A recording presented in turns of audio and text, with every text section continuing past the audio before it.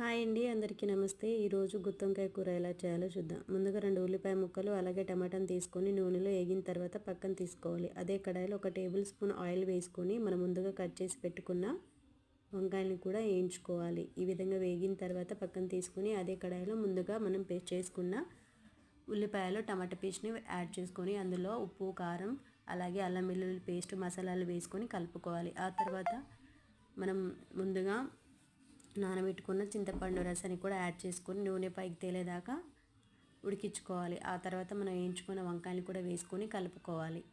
టేస్ట్కి తగ్గ ఉప్పు కూడా చూసుకొని నేనైతే ఫైనల్లీ కొంచెం పెరుగు యాడ్ చేసుకున్నాను. అది మీ చాయిస్ అండి, కానీ చాలా అంటే చాలా బాగుంది. మీరు ట్రై చేయండి. ప్లీజ్ నా ఛానల్ కానీ నచ్చితే షేర్ అండ్ సబ్స్క్రైబ్ చేయండి. ప్లీజ్ సపోర్ట్ మీ. ఇది నా న్యూ ఛానల్ అండి. థ్యాంక్ యూ సో మచ్ అండి.